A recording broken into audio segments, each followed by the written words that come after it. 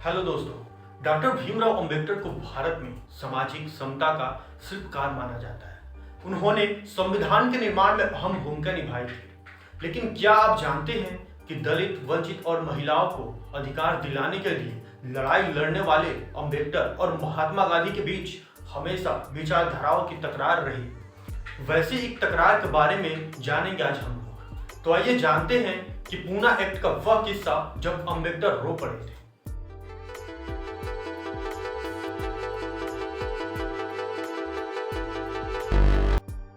तो दोस्तों, मैं विवेक तिवारी, स्वागत है आपका हमारे विवेक स्टोरी चैनल पर। आधुनिक भारत के शिल्पकार अंबेडकर और महात्मा गांधी के बीच वैचारिक स्तर पर हमेशा एक द्वंद्व देखने को मिला। अंबेडकर ने कई मौकों पर गांधी का खुलकर विरोध किया था। गांधी के हिस्से में अंबेडकर के जरिए तारीफें कम और आलोचनाएं ज्यादा आई। दोनों लोगों के बीच कई सिद्धांतों को लेकर मतभेद था। गांधी जाति प्रथा और छुआछूत को हमेशा सामाजिक कारण मानते थे, वहीं अंबेडकर इसे राजनीतिक कारण मानते थे। अगस्त 1932 में ब्रिटिश सरकार ने दलितों को 2 वोट का अधिकार दिया था। महात्मा गांधी ने इस फैसले पर ऐतराज जताया था। उन्होंने अंग्रेजों के लिए इस फैसले के खिलाफ आमरण अनशन का रास्ता चुना। 24 सितंबर 1932 को पुणे की यरवदा जेल में महात्मा गांधी और भीमराव अंबेडकर के बीच एक अहम समझौता हुआ, जिसे पूना पैक्ट का नाम दिया गया। दलितों के उत्थान के लिए बाबा साहेब भीमराव अंबेडकर हमेशा से प्रयासरत रहे थे। उनकी कोशिश का ही नतीजा था कि 1909 में भारत सरकार अधिनियम के तहत अछूत समाज के लिए आरक्षण का प्रावधान किया गया।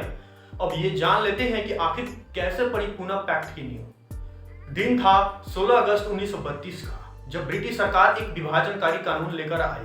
अंग्रेजों ने कम्युनल अवार्ड की शुरुआत की थी। इसके जरिए दलितों के साथ कई समुदाय को अलग अलग निर्वाचन क्षेत्र का अधिकार दिया गया था।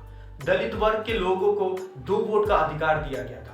अंग्रेजों ने इसकी व्यवस्था ऐसे की थी कि 1 वोट से दलित अपने प्रतिनिधि को चुनते और दूसरे वोट से किसी अन्य वर्ग के प्रतिनिधि को चुनते। महात्मा गांधी इसे विभाजनकारी मानते थे। उनका मानना था कि अलग वोटिंग राइट से हिंदू समाज विभाजन की ओर बढ़ेगा। कानून के विरोध में एक के बाद एक कई पत्र महात्मा गांधी ने ब्रिटिश सरकार को लिखे। जब उनकी मांगे नहीं मानी गई तो उन्होंने आमरण अनशन का फैसला लिया। वह पुणे की यरवदा जेल में अनशन पर बैठ गए। अनशन की वजह से महात्मा गांधी की तबीयत खराब होने लगी तो लोग अंबेडकर के खिलाफ प्रदर्शन करने लगे। अंबेडकर के पुतले जलाने जाने लगे। भारी दबाव की वजह से डॉक्टर भीमराव अंबेडकर को महात्मा गांधी के समझौते के लिए राजी होना पड़ा। 24 सितंबर 1932 को लगातार विरोध प्रदर्शन के बाद भीमराव अंबेडकर ने महात्मा गांधी की जीत के आगे पूना पैक्ट पर रोते हुए हस्ताक्षर किए थे। दलितों को ब्रिटिश सरकार की ओर से डबल वोटिंग का अधिकार समझौते के बाद ही खत्म हो गया था। अंबेडकर पूना पैक्ट पर हस्ताक्षर करते वक्त रो पड़े थे। भीमराव अंबेडकर को सामाजिक एकता का शिल्पकार माना जाता है। अंबेडकर के प्रयासों की वजह से दलितों को उनका अधिकार मिला और वे समाज की मुख्य धारा में शामिल हुए। उन्होंने आरक्षण के जरिए महिलाओं और दलित अधिकारों की नई दिशा दी। उन्होंने लोकतांत्रिक भारत को आकार दिया था और संविधान निर्माण में अहम भूमिका निभाई थी। धन्यवाद।